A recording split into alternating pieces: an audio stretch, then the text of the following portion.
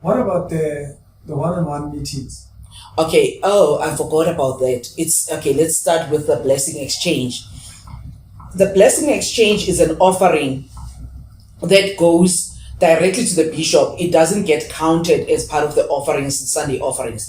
A blessing exchange, a person pays about 1,000 rand minimum. It's 1,000 rand minimum. You are exchanging, giving an offering, asking him for a blessing. So he's saying he's giving you his anointing, and whatever you asking for will be you'll be blessed with in exchange of the blessing offering. The minimum is 1,000 rand, and then if you are people who is like he views you as somebody who is managed, he refuses to take 1,000 rand from you. He will tell you wamnyata. Like like that's too Match your little. standard. Yeah, match your standard. The way you are, you can't come to him, to his God, and over 1,000 rand. You need to up your game. So then other people would be 5,000, 10,000, depending on how much you want. And he would say that, and then match it to what you want. And then people would give. But that money that is collected on that day does not account to the offering. It's separate. That is his money that gets given. So if people were swiping, you would have to exchange that for cash so that it gets deposited in his own personal account, not to the church's account. And then there's a bishop's gifts that's separate, an envelope that goes directly to him, and there's people who deposit directly into his personal account. They would phone and ask for his personal account. The church doesn't get to know how much he exactly makes because it comes from different branches. Then you asked about the one-on-ones. The one-on-ones, it's where people get, because I think, because I was part of that, managing and sending people with my husband to see the bishop, because it happens where you get identified, okay? You look managed and you have issues, you keep on falling in the lines and all that, and things are not working out in your life. Then the suggestion gets made for these prayer lines are not working. Get a chance to go for a one-on-one. Datin Puti, the old man, my husband calls him the witch, Yako Everton. The old man who sits by the gate, he's the one who facilitates those meetings. So Datin Puti makes sure you communicate to the person who wants to come to the one-on-one, understand you don't see a prophet with nothing. Like urata because Zondo is a farmer.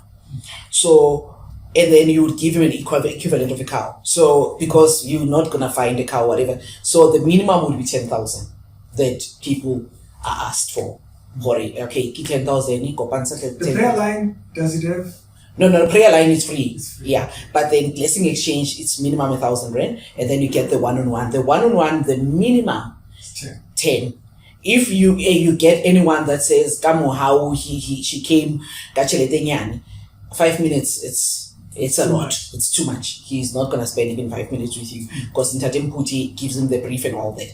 Then when you send the confirmation, your payment and everything, Ntatem Puti, you give him a brief again on the story of why the person has to see Usatan.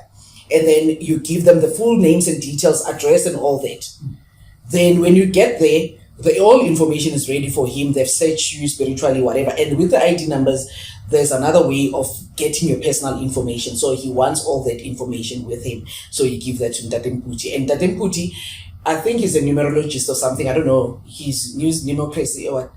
He specializes, got a date of birth and whatever. So he would ask you specifically for your date of birth. So then he works things backwards or whatever. I don't know what he does, but that is critical for him. That's the man who understands numbers. So he would give the information to Zondo. So go one-on-one, minimum 10,000. But I have seen people who have given 180,000, who have bought cars after the whole thing to thank him. And he would phone me, I had this advocate, he had an issue, bought the car, bought the fridge and the trailer and whatever. So people go overboard. And that we do not have access and control unless he's bragging. And then he brags and phone people who think they would have to compete with the offering. Yes. So he phones a few people to say, yo, we've got this person who had a one-on-one, and then certain things were revealed about them, and then this is the offering. There's a guy in Pretoria who deposited 180,000 immediately after, but the guy is not even a member of the church, never attended the church, just went for a one-on-one and then gave.